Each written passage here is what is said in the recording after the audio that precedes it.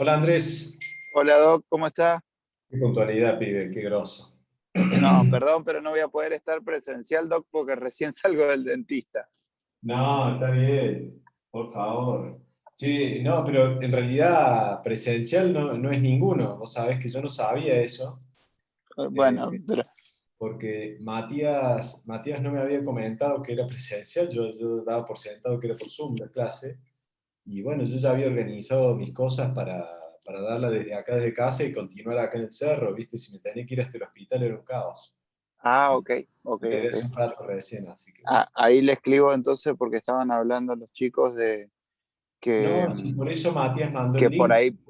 Ah, porque con listo. Matías decidimos pasarla a virtual, porque yo pedí que fuera virtual, porque yo presencial no podía, yo presencial, o sea, ya hoy, a último momento, ya no podía hacerlo así, entonces, decirle a los chicos que no, que es Ok. solo virtual, nada más.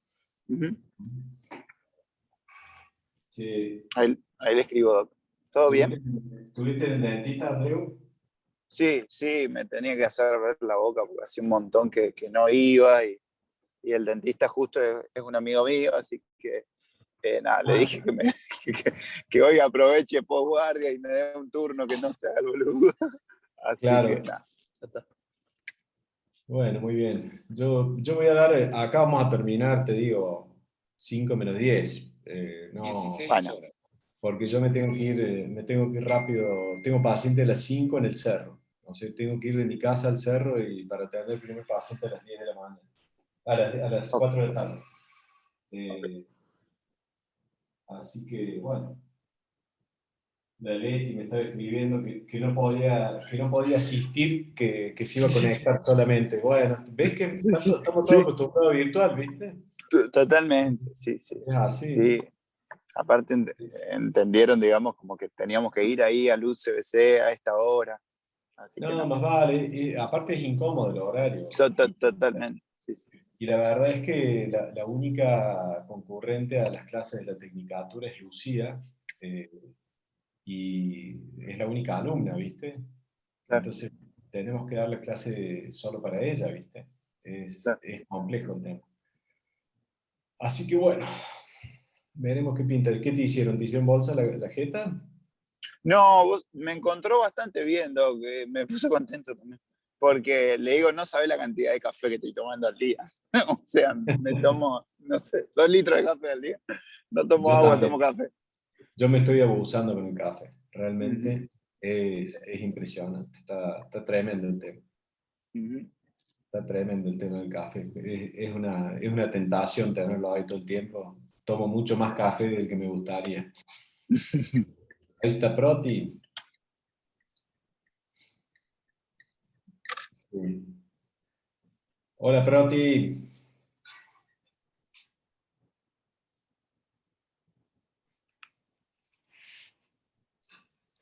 Che, así que bueno, no sé. Ahí está Lucía.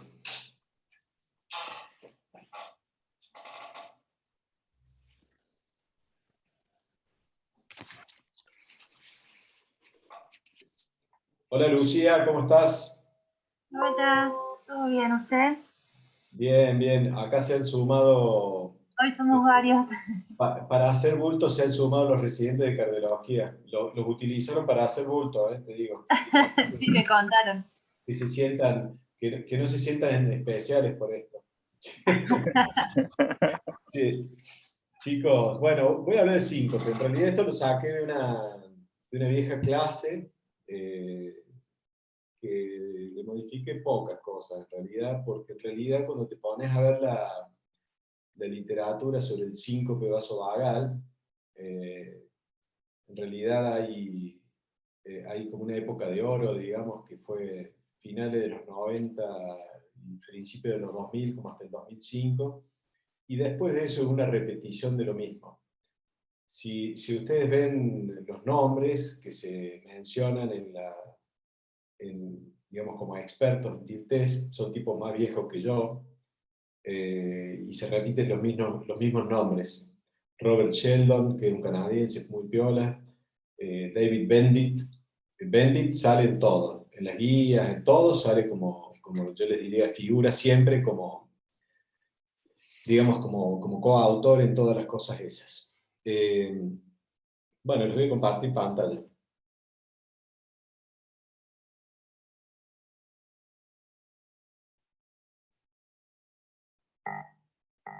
Bueno. Primero que todo, la definición de lo que es síncope. Eso, bueno, todos mis residentes lo saben. Lucía, hoy vamos a hablar del tema síncope. ¿Qué es síncope? Es un síntoma, no es una enfermedad. Es decir, vos no padeces síncope, sino que el síncope es uno de los tantos síntomas que te puede provocar algún trastorno. Por ejemplo, tengo un bloqueo AV completo y hago bloqueo AV completo transitorio. En esos momentos mi corazón hace una pausa y yo tengo un síncope, es decir, es un síntoma, no es una enfermedad. La enfermedad es el bloqueo AV completo. El síncope es un síntoma. Algunas características que son propias del síncope. Primero, que es transitorio, eso es parte de su definición, es la pérdida transitoria del estado de conciencia. Entonces, eso normalmente lleva a, digamos, a que parte de la definición es que es transitorio, ¿sí? Es una pérdida de conocimiento autolimitada que provoca casi siempre una caída. Si no provoca una caída, provoca un susto en los familiares. Su recuperación es espontánea y habitualmente rápida, ¿sí? El mecanismo es, en la enorme mayoría de los casos, una hipoperfusión cerebral transitoria. Es decir, las personas que tienen síncope vasovagal en realidad se desmayan porque les falta irrigación a la cabeza durante un rato.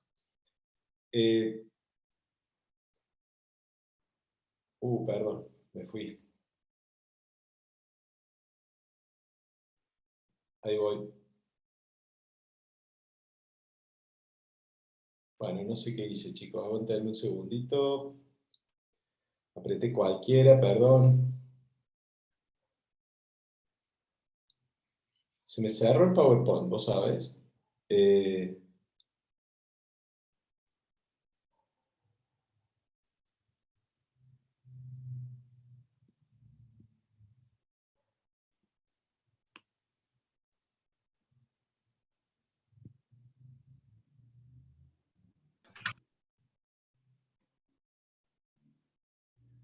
Aguantenme, chicos.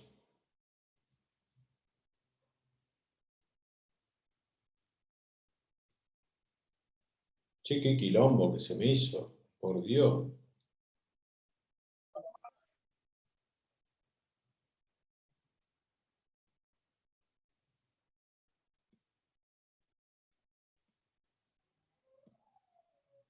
Se me cerró el PowerPoint. Aguántenme.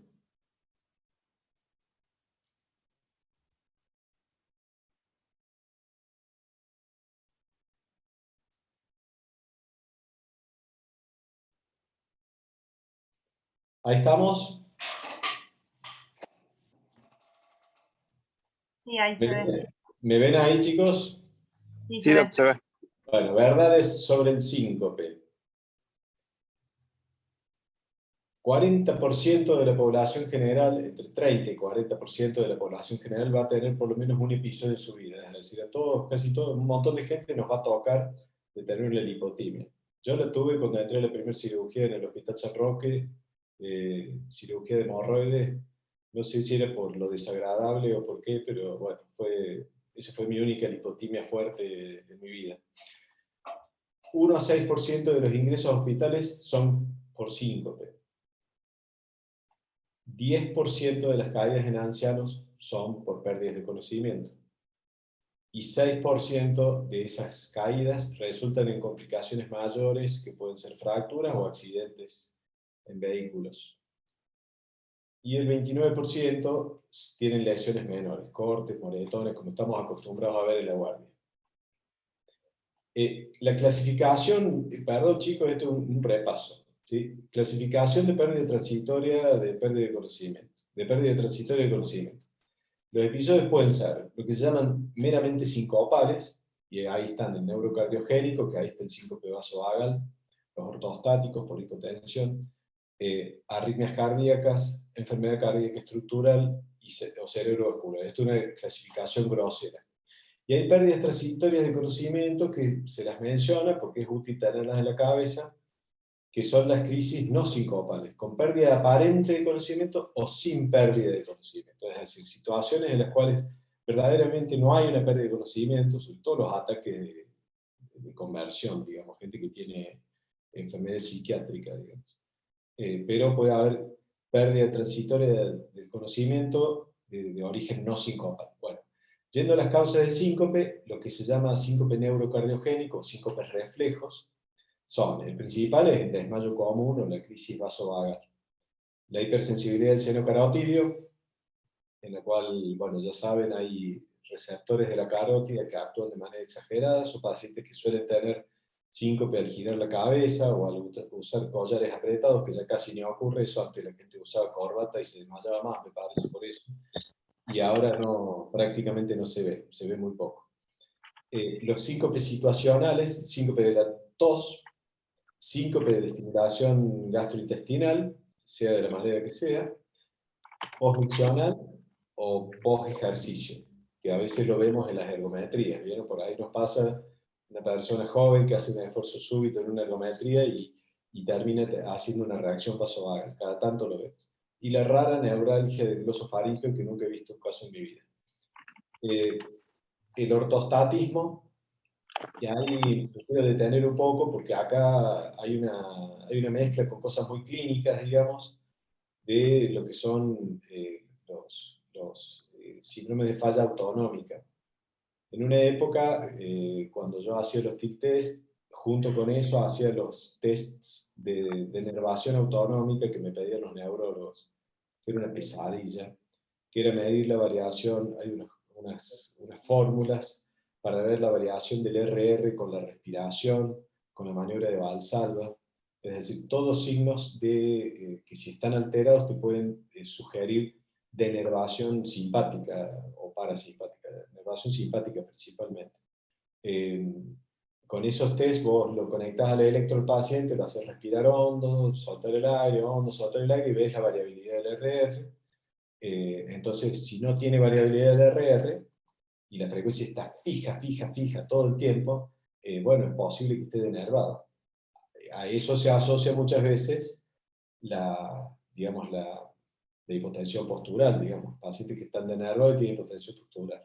Había un hombre que veíamos, me acuerdo que tenía un Parkinson, vos le veías el holter, y en el holter estaba tenía la línea plana, no tenía variabilidad de frecuencia cardíaca. En él se notaba el holter, estaba en 75 todo el tiempo, ni le subía ni le bajaba, nada. Entonces, dentro de los síndromes de falla autonómica están los de falla autonómica primaria, que es el PAF, que es Pure Autonomic Failure, que es fallo autonómico puro.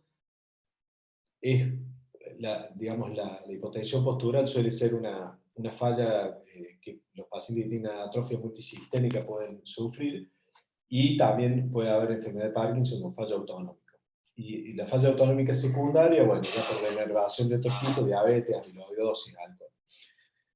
Y obviamente puede haber ortostatismo por depresión de volumen, ya sea por hemorragia, enfermedad de Addison, deshidratación por diarrea, etcétera. Dentro de nuestro trabajo, lo que muchas veces lidiamos es con este grupo de pacientes, los pacientes que tienen enfermedades eléctricas del corazón que llevan al síncope. Enfermedad nodosinusal, es decir, trastornos en la generación del impulso, enfermedades del sistema de conducción, trastornos en la conducción del impulso, raramente taquicardias supraventriculares que provocan síncope, honestamente no existe. Taquicardia ventricular sí existe, sí las hay. Las enfermedades de las canalopatías, cute largo, brugada, disfunciones de marcapasos y en algunos casos proarritmias por algunos medicamentos antiarrítmicos, especialmente la torcida de punta que puede provocar el sotalol o los bloqueos que puede provocar cualquier beta bloqueante o la medarona, ¿sí? como causa de síncope de origen cardíaco. Hay enfermedades estructurales del corazón que pueden causar síncope, estenosis aórtica dentro de las valvulopatías, pacientes que tengan infarto con arritmias, isquemia aguda, lo que sea, miocardiopatía hipertrófica, que habitualmente el mecanismo es la arritmia, o puede ser obstrucción del tracto de salida, mixoma cuando es de gran tamaño y produce, uno de los síntomas puede ser síncope recurrente. Bueno, ya hay disección aórtica, enfermedad pericárdica, taponamiento, misceláneas, embolia pulmonar, hipertensión pulmonar. Desde el punto de vista cerebrovascular, bueno, los síndromes de robo de la arteria subclavia, cuando uno trabaja con los brazos en alto, te puede robar circulación a las carótidas. Y después de las crisis no sincopales, es decir, que se lleven al diagnóstico erróneo de síncope, la epilepsia, la hiperventilación, neura total, algunos raros casos de drop attacks y los crisis isquémicas transitorias del territorio vértebro-basilar. Bueno, estas son cosas viejas de cómo es la incidencia anual de síncope. Si nos vamos por estadísticas, el vasovagal se lleva el 35% de los síncopes cardíacos o por arritmias el 17%, y hay un 30%, quizás un poco menos, que nos quede sin diagnóstico.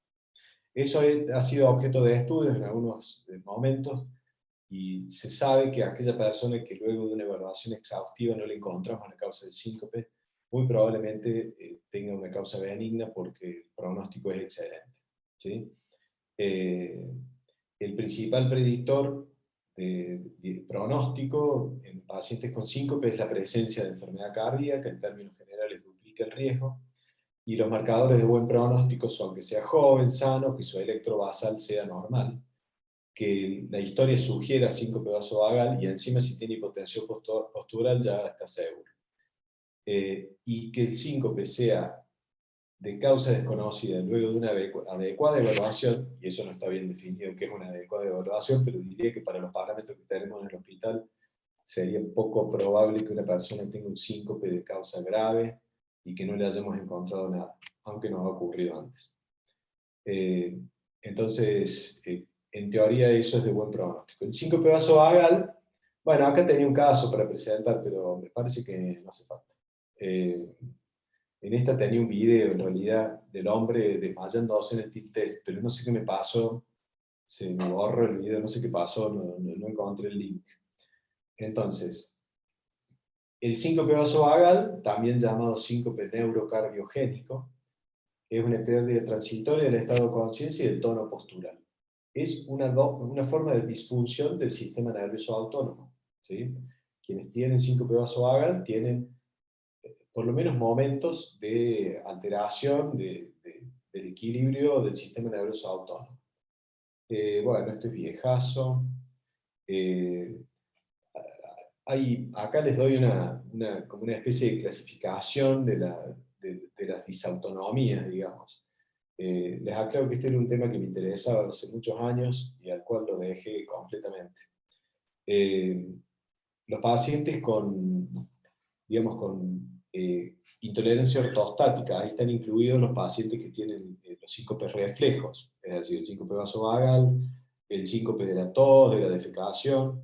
Los síncopes de tos que yo he visto han sido provocados por la medicina, porque han sido tos provocadas por el enalapril que provoca síncope.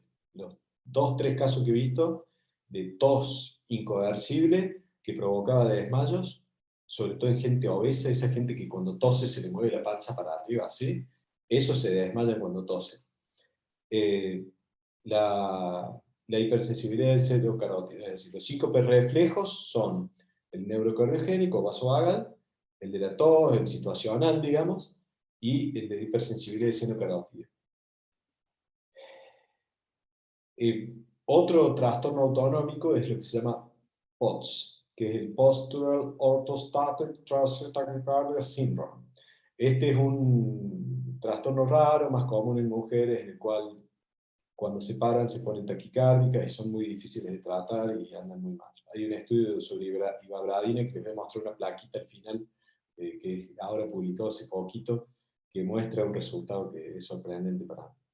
Los síndromes de fallo autonómico puro, agudos o crónicos, primarios o secundarios. Y la atrofia multisistémica, que puede tener hay tres, digamos, variantes, una con síntomas parkinsonianos principalmente, otra con síntomas cerebelosos, y hay formas mixtas en las cuales muchas veces se agrega el fallo autonómico. Yo vi un caso de atrofia multisistémica en un hombre relativamente joven que tenía microcephalía dilatada, la peor combinación, inmanejable.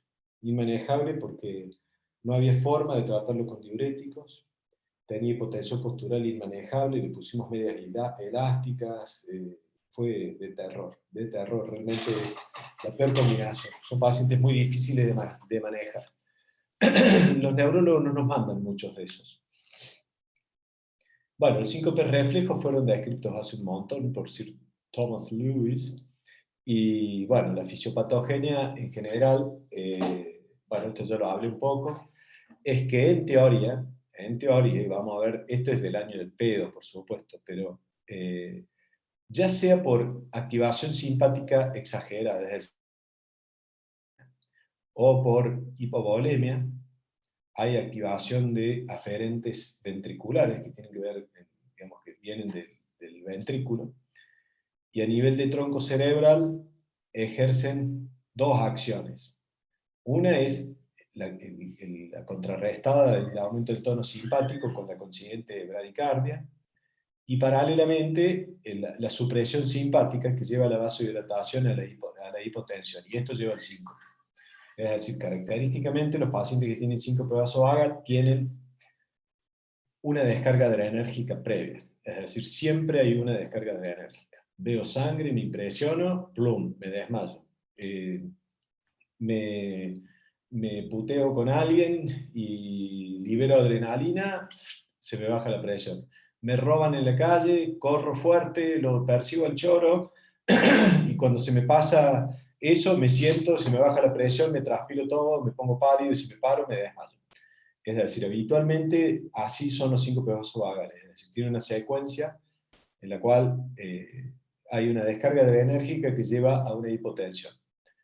Los síntomas, bueno, obviamente sudoración, náuseas, palidez, sensación de calor-frío y mareos. La gente se destempla habitualmente.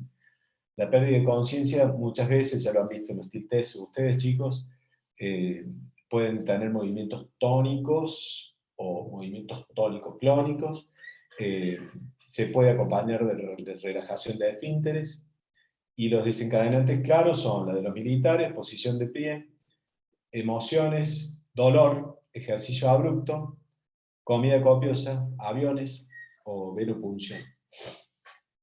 Son situaciones que hacen liberar adrenalina habitualmente. Por supuesto, es fundamental lo que le podamos preguntar a los pacientes, el examen físico, incluyendo el masaje carotídeo sin acogotarlo, descartar otras causas también, que eso es parte muy importante de la evaluación, es decir, la mayoría de las veces la gente que tiene síncope vasovagal pedimos estudios cardiológicos para descartar otras cosas y no para hacer redondear el diagnóstico. El diagnóstico del síncope vasovagal es clínico. Que haya una historia familiar de síncope recurrente o muerte súbita es un dato que nos tiene que llamar la atención para cuestionar el diagnóstico de síncope vasovagal, y la evaluación básica con lo que haga falta. El TIP test es una prueba de provocación ortostática, es decir, sirve para determinar la susceptibilidad que tiene una persona a padecer el síncope vasovagal. Las indicaciones para pedir TIL test son controvertidas en realidad, porque como el diagnóstico del síncope vasovagal la mayoría de las veces es clínico, y bueno, uno normalmente no le hace falta hacer el TIL test para demostrar que el paciente tiene síncope vasovagal. Pero en mi experiencia tiene mucha utilidad en adolescentes, porque tiene un efecto aleccionador muy importante, sobre todo para los padres de niños o adolescentes, porque les demuestra claramente que nosotros sabemos por qué se desmaya su hijo, y si nosotros podemos reproducir el desmayo, tiene un poder pronóstico muy importante, porque eso significa primero que la gente se va a fidelizar con uno para seguir manejando el problema, porque la gente que tiene desmayos y no conoce la causa termina consultando en muchos lugares y realmente peregrinan de un lado al otro. Y bueno, tiene muchas ventajas porque uno tiene oportunidad de hablar digamos, largo y tendido con los pacientes durante el TIL test, porque es una embole, entonces es como una consulta obligada extendida, en la cual uno tiene que hablar y hablar y hablar, y mejor que no hable cansado y que hable cosas que sean útiles para el paciente. Entonces, el TIL test es un estudio que se hace con una camilla que se inclina a 60 o 80 grados. En él lo que se hace es un registro continuo del electrocardiograma y de la presión. Hay distintos protocolos, pero son 20 minutos de pie y 20 minutos con provocación con alguna droga. Yo cuando llegué a Canadá utilizaba siempre el isoproterenol, pero me venció, digamos, la, la, la necesidad de tener que canalizar a todos los pacientes que les hacía el TIL test, tener que llamar a un enfermero para que viniera a canalizarlo, era un dolor de cabeza realmente. Y salieron varios estudios que era muy parecida a la provocación con NTG que hizo proterenol, y bueno, usamos la provocación con nitroglicerina sublingual, ¿sí? En muchos lugares, perdón, vuelvo a esto, se utiliza digamos, el monitoreo con pletismografía, que ya les voy a mostrar unos gráficos ahí. Digamos, es como una especie de saturómetro que nos mide el pulsito y nos da un valor de presión arterial midiendo el pulso solamente. Es muy interesante porque se pueden hacer gráficos, es muy interesante eso. Las indicaciones son, para el TIL test, el síncope recurrente o el síncope único en pacientes con profesión de riesgo, es decir, a esos pacientes les hacemos TIL test. El síncope recurrente, que siempre tiene características vasovagales y el paciente está tranquilo, me parece que uno puede obviar el TIL test, pero en general, síncope recurrente de causa no clara, y bueno, es una buena indicación. El embole que tiene el TIL test es que la sensibilidad que tiene es malísima, es muy variable. Que te dé negativo un TIL test no significa que no tenga síncope vasovagal, entonces realmente para eso sirve bastante poco. Tiene una especificidad más o menos alta, pero yo diría que no es tan alta la especificidad porque con NTG podés hacer desmayar casi que a cualquiera realmente. Yo no confío mucho en ese tema. La cuestión es que, bueno, esas son las cosas con respecto al TIL test. Hay distintas respuestas hemodinámicas en el TIL test. Son las respuestas vasovagales típicas, es decir, lo que uno espera ver en el TIL test, que el paciente se desmaye o por lo menos tenga los síntomas previos al desmayo. Y ahí hay tres tipos de respuestas. La tipo 1, que es lo que se llama mixto, la tipo 2, que es la cardioinhibitoria, y la tipo 3, que es la vasodepresora. Yo jamás usé esa nomenclatura. En el tipo mixto, que es el más común, uno tiene un componente en el cual predominan las dos cosas, la vasodilatación, porque uno ve que la presión baja independientemente de la frecuencia cardíaca, y a posteriori la frecuencia cardíaca baja un poco durante la reacción vasovagal.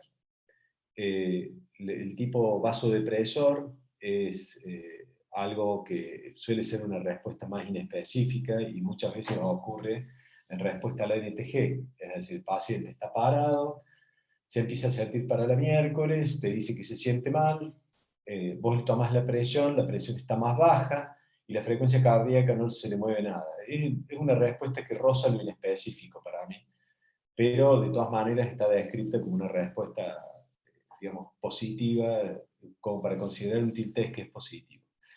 El tipo 2 cardioinhibitorio, hay dos subvariantes que no importa, pero básicamente en el tipo 2 haces bradicardia, la que sea, y habitualmente las dos, es decir, haces bradicardia sinusal y muchas veces bloqueo AB. Entonces es todo digamos, por aferencia vagal que hace que el nódulo sinusal baje la frecuencia y el nódulo AB modifique su conducción.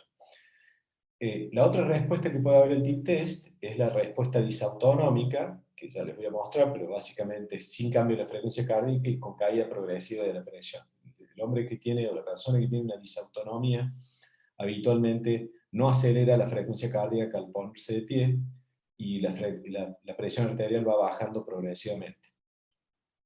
Y el POTS. El POTS es este síndrome de la taquicardia postural ortostática, que es gente joven habitualmente, y lo paras y se pone muy taquicárdico, la presión se le mantiene ahí, bajona, no se modifica, pero se ponen muy taquicárdicos cuando se para. Eh, entonces, acá tenemos en línea punteada la frecuencia cardíaca y en línea llena la presión arterial. Entonces, el primer gráfico es el clásico síncope vasovagal. ¿Qué pasa? Y bajan al mismo tiempo la presión arterial y la frecuencia cardíaca, se colapsan las dos, una respuesta mixta básicamente. ¿Sí? La respuesta disautonómica, como les dije, la frecuencia cardíaca se mantiene invariable y la presión arterial va bajando progresivamente. Y el POTS, que se va para un lado y para el otro, es decir, la frecuencia cardíaca sube, la presión arterial baja un poco. ¿Sí? Yo a la gente que tiene un poco de taquicardia postural y gente que es ansiosa, que está desentrenada, habitualmente les recomiendo mucho el entrenamiento físico y la comida con toneladas de sal. Los trato como si fueran 5 vasovagales. Estos son los gráficos que sacan los pletismógrafos. Fíjense que acá me da frecuencia cardíaca casi latido a latido. Entonces, uno puede tener esto que significa, que dice acá flat, es cuando al paciente lo recuestan después de que el estudio le da positivo. Este paciente, por ejemplo, tiene una respuesta en la cual cae la presión arterial y cae un poco la frecuencia cardíaca antes que lo acuesten, porque ya cuando te acuestan la frecuencia cardíaca queda baja y la presión queda más o menos donde estaba antes, un poquitito más baja. ¿Sí?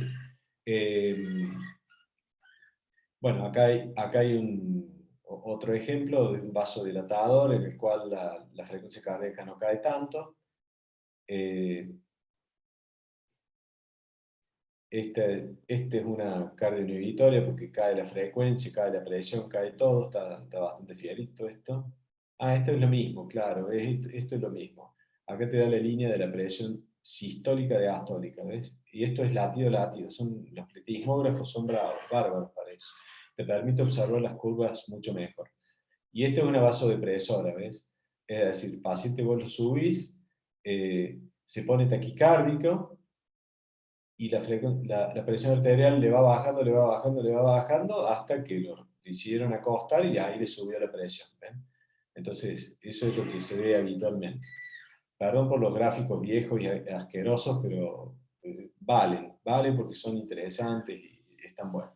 El tratamiento del TIL-TEST, del tratamiento del síncope vasovagal, dieta hipersódica, educación del paciente, hacer algunas maniobras de contracciones posturales, evitar el calor extremo, la deshidratación y en algunos casos usar medias elásticas. Tratamientos, bueno, hay de todo. Esto está un poco desactualizado, pero se puede usar beta-bloqueantes, midodrina, paroxetina, dextro, anfetamina, fludrocortisona, espocopolamina, teofilina, verapamil. Le cuento todos los estudios que, digamos, los fármacos que han sido probados para prevención de síncope vasovagal. Todos son, hablando mal y pronto, y espero que, bueno, sí, está grabado esto, pedorros, digamos, es decir, los estudios son malos. Por ejemplo, este estudio del año 95, 42 pacientes atenolol versus placebo, y el atenolol les fue bárbaro comparado con el placebo. Los números son pocos, habitualmente. Este es Cox, respuesta al propanolol endovenoso predice eficacia de atenolol, es decir, le hace un tilte sin beta-bloqueantes, lo hacían desmayar, lo dejaban una hora acostado, le ponían propanolol endovenoso y le hacían otro tilteo a continuación y veían que si el paciente no se desmayaba con propanolol endovenoso, predecía la eficacia del atenolol. Bueno, no dio estudios comparativos, solamente decía que había 10% de recurrencia de síncope a más de 2 años. Este es el famoso Bendit. Fíjate por qué se hizo famoso Bendit. 23 pacientes tratados con midodrine, que era la droga de Luis María. Luis María le gustaba el midodrine, porque se lo había dado al dueño de Canal 12 que tenía hipotensión postural y había servido, entonces él usaba midodrine todo el mundo. Mejora la tolerancia al ortostatismo y no sabemos qué. Es decir, mejora un poco, digamos, básicamente. Ward, año 98, creo que este Ward es el de Romano Ward, les aviso. es decir, ya era viejazo en el año 98, porque el síndrome de Romano-Ward es del año 50 y pico la descripción. Este tipo era una especie de Tutankamón de la electrofisiología. 16 pacientes, midodrine versus placebo, menor recurrencia de síncope con el midodrine. Bueno, no sé, en 16 pacientes. Ya aparece el francés de la hidroxicloroquina, este flaco. Hay estudios con paroxetina. Este es mucho más grande, 68 pacientes. Yo he usado paroxetina a un paciente que no sabía más qué hacer. Le di paroxetina para que por lo menos no se ponga triste. Entonces, recurrencia de síncope en el grupo paroxetina 18% versus placebo 53%. Bueno, bastante bien. El marcapasos en el síncope vasovagal, si uno piensa en síndromes, en síncopes cardioinhibitorios, es una alternativa atractiva en la teoría. Inicialmente tuvo resultados dispares. El desarrollo de la tecnología de los rate drop response, los marcapasos que aceleran ante la caída de la frecuencia. El marcapaso, si detecta que a vos te está bajando la frecuencia sinusal de manera abrupta, sobreestimula a una frecuencia que vos le podés programar. Eso se llama Rate Drop Response, se llama eso. En eso, el primer estudio que se hizo con el Rate Drop Response, que era de Medtronic, el Rate Drop Response, fue el BPS, el North American Vasovagal Pacemaker Study. Este estudio incluyó 54 pacientes a marcapasos versus tratamiento médico. Más mujeres. El criterio de inclusión es que tenían que tener más de 6 episodios sincopales. Obviamente no era doble ciego, porque los pacientes que tenían marcapaso y los otros no. Y la reducción del riesgo relativo de síncope fue de 85% con el marcapaso. Es decir, eso fue publicado en el JACC del 99, el año que yo volví de Canadá. Después, el mismo tipo de marcapasos fueron evaluados en un estudio llamado CIDIT, y bueno, en este estudio se comparó el marcapaso con atenolol de 100 miligramos. Yo no sé cuántos pacientes toleran 100 miligramos de lo que tienen síncope vasovagal realmente. 93 pacientes en 14 centros. El objetivo primario fue primera recurrencia de síncope luego de la randomización. Más mujeres también, edad promedio 58, seguimiento de un par de años. En el grupo marcapaso hubo 4,3% de recurrencia versus 25%. ¿Sí? Funcionó bastante bien. Y el tiempo hasta la primera recurrencia de síncope fue mayor en el grupo marcapasos, es decir, de 390 en el grupo marcapasos a 135 en los pacientes que no tenían marcapasos. Los pacientes del grupo marcapasos eran de mayor edad, sin embargo les fue mejor. En el último tiempo se ha realizado grandes avances en el entendimiento de síncope vasovagal, aunque no mucho en los tratamientos, y el enfoque siempre tiene que ser combinado, no lo solucionas con un marcapaso ni con una sola cosa. Por ejemplo, yo tengo una paciente que en el hospital aeronáutico le hicieron poner un marcapaso con Rate Drop Response para tratamiento de síncope vasovagal, y la mujer, si no la tenemos beta bloqueada, no deja de desmayarse, siguió desmayándose con el marcapaso.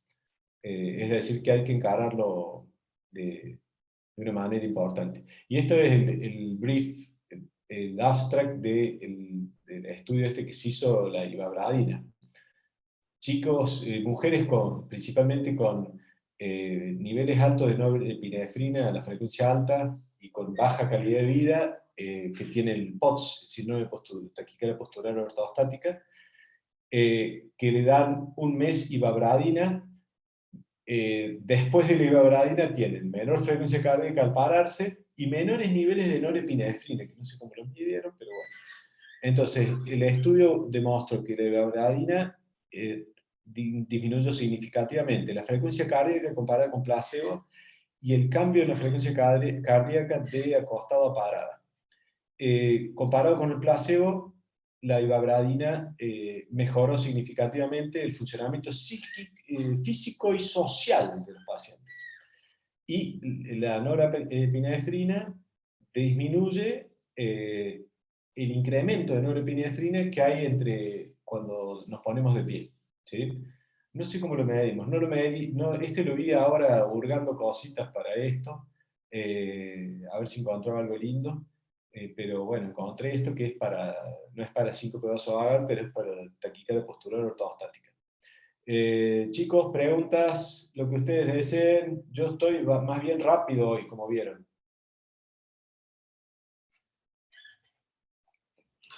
Uy, mierda, cómo se aburrieron, carajo.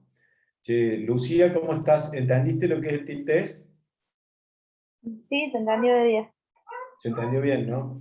Sí, ¿Has sí, visto tilt test alguna vez? sí, lo vi. Ah, bueno. ¿Viste desmayarse a alguien o no? No. No. Está bueno cuando se desmayan, es interesante. Es de gente morbosa verlo, pero de todas maneras es bastante interesante eso. ¿Mm? Bueno, mis residentes entendieron todísimo porque esto es eh,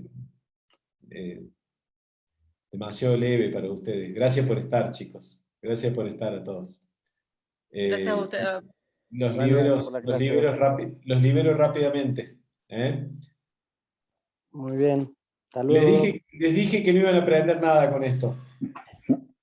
Hasta luego, gracias. Gracias, Chao, Doc. Hasta Sobre luego. todo Zumba, Nos gracias. vemos. Sí, Lucía, ¿tenés alguna duda más, Lucía? No, ninguna. Gracias, Doc. Sí, gracias, Andrés, gracias.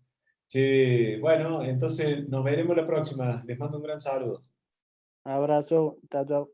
Chao, chao. Hasta mañana. Chao, Lucía, nos vemos. Nos vemos.